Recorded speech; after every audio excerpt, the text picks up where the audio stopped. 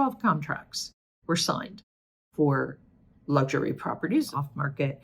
Wow, 186. That is up over 141% for the week. Buyers, the data is showing that we are in buyer's market territory. Welcome to this week's look at the state of the New York City real estate market, where I take a look at the luxury market, the Manhattan market, and the Brooklyn market. I do it because I want you to be informed. It never hurts when you're a consumer to be informed. Welcome to this week's look at the state of the New York City real estate market. This is for the week of October 23rd to the 29th. We're going to get started with the luxury market. We're going to move on to the Manhattan market and then the Brooklyn market. Then I'm going to sum it all up and give you my thoughts and my recommendations. If you're an active buyer or seller in this very challenging market, you're going to want to stick around for that.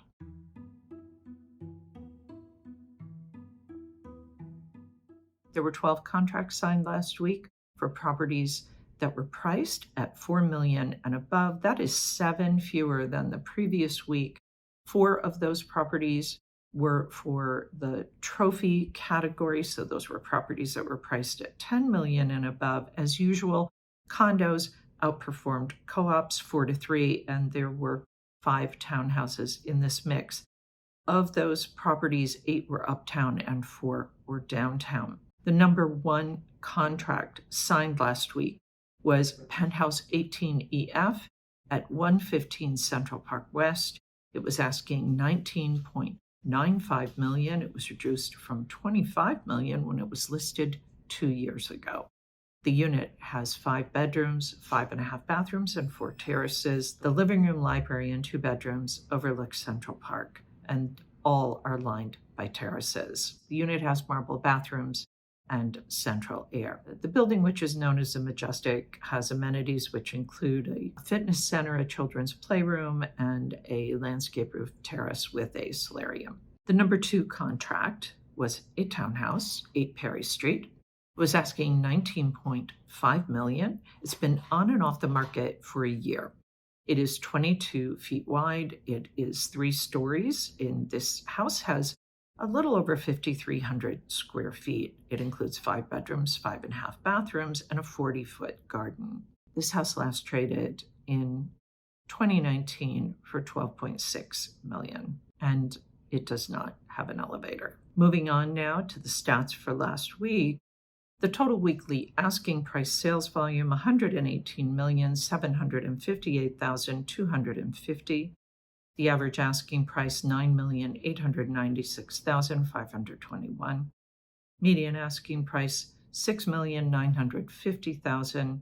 Average discount from original ask to last asking price, 13%. Average days on market, 377. Okay, that's it for the luxury market. Any questions, please post those below. We're going to move on now and take a look at what happened last week in Manhattan.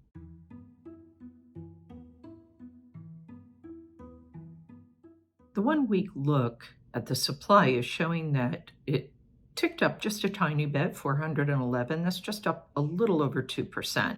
Contracts signed also had a nice little bounce, 208 light for what we would be hoping for this time of year, but still nice, almost 12%.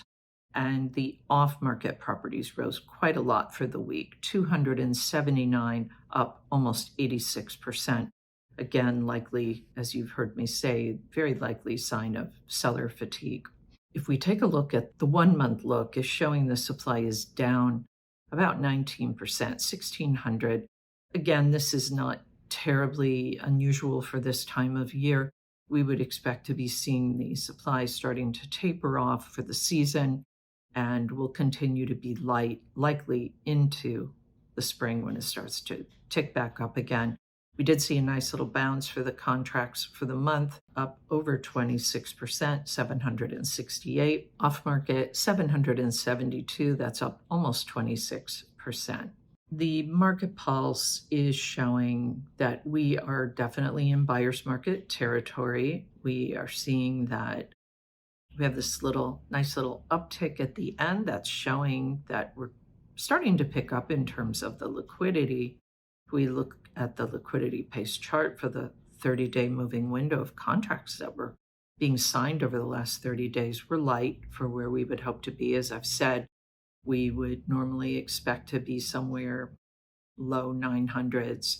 We're at 768 as of this moment, but at least we are rising. We're starting to move back up towards neutral territory. This is a good thing. If we take a look at where we are in terms of price cuts for co-ops, we can see from the data that the majority of the price cuts seem to be focused on all of the Upper East Side, followed closely by all of Midtown. The Upper West Side less so, downtown less so, and all of Upper Manhattan definitely less so. So for the co-ops, it looks like the Upper East Side and Midtown definitely saw more of those price cuts than these other neighborhoods. And if we look at condo price cuts, we saw more price cuts in Midtown, definitely, and downtown, not so much on the Upper West Side or Upper East Side, and not so much in the other neighborhoods of the Upper Manhattan. Okay, I'll get into a little more about where the Manhattan market is when I wrap this up, but now we're going to move on and take a look at what happened last week in Brooklyn.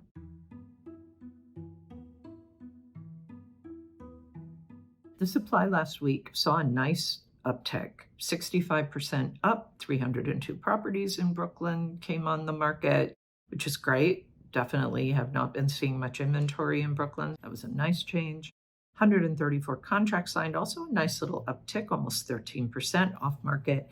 Wow, 186, that is up over 141% for the week. If we look at the supply for the month, it is still down overall, down almost 2%, 914 for the month.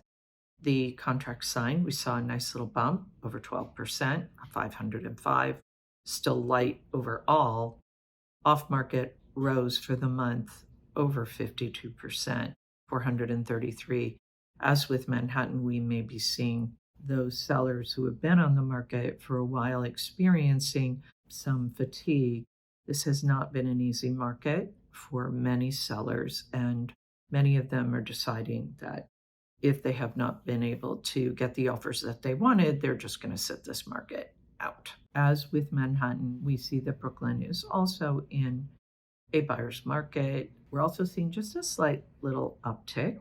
If we look at the liquidity pace chart, we're definitely seeing an uptick in contract activity, 505 for this 30-day moving window of contract activity. And we see at the end, we have a nice little rise in the activity in Brooklyn. If we look at this chart, this liquidity chart, it definitely would suggest that in recent months, the buyers have not really seemed very engaged in Brooklyn. But if we look at this chart, you can see that from where this is trending, that it looks like this shift where the buyers are becoming more engaged and this struggle to become more engaged looks like this is already happening, which is going to be interesting to keep an eye on.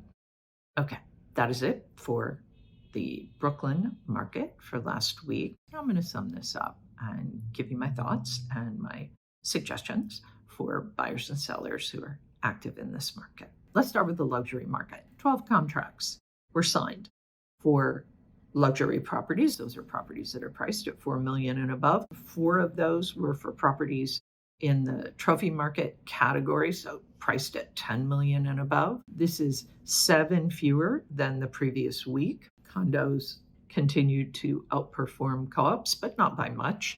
And there were some additional townhouses, more than we're used to seeing last week. There were 5. In the Manhattan and Brooklyn markets, we saw just a slight uptick in the supply for the week for both. This is likely not going to continue. We start to see the listing volume slow down right around this time of year. The slowdown will continue until the spring. We saw a bit of an uptick in the off-market properties. We talked about why that might be. We saw some signs of strength in demand, which is great, but overall we are in a low liquidity environment. What does this mean if you're a seller? This means that, as you probably already know, you are in a tough selling environment. We are definitely in buyer's market territory. The good news for sellers is that the data is showing that we have very likely hit bottom and we are bouncing off the bottom. So we can see there's an uptick in contract activity. However, this is a very compressed market. The fall market likely going to continue just through Thanksgiving. If we're lucky, it might go a little bit longer, but don't count on it. So if you're determined to sell in the fall market, then you really need to focus, make sure you get your deal done in these next few weeks. If you're not getting the traffic that you want, if you're not getting the offers that you need, and you've been on the market for at least a few weeks, maybe a month, maybe more, then it's your price.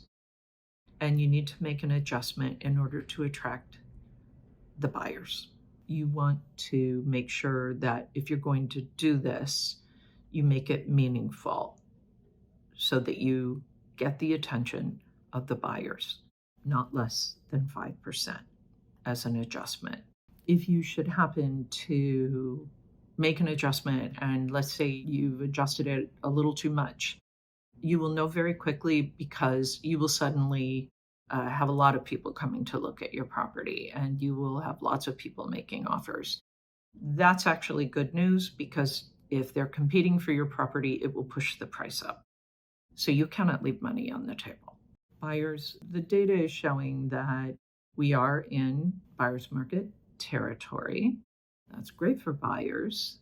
Data is also showing that we're seeing more buyers engaged, more contracts being signed, and we know that once that starts happening, your opportunity for negotiability starts to go away. So seize the moment, take advantage of what's happening right now. If you see something that you like, don't hesitate. The data that we were seeing back in the summer was showing, around 5%, 3.5% in Brooklyn, Manhattan, it was around 5%. We know that was a stronger market. We're probably now in somewhere between 5 and 7%. Every case is unique, so could be more or less. But again, as I said, we're bouncing off the bottom. This is not going to last forever. Probably going to hold with this for a while, and then we'll have to see what happens.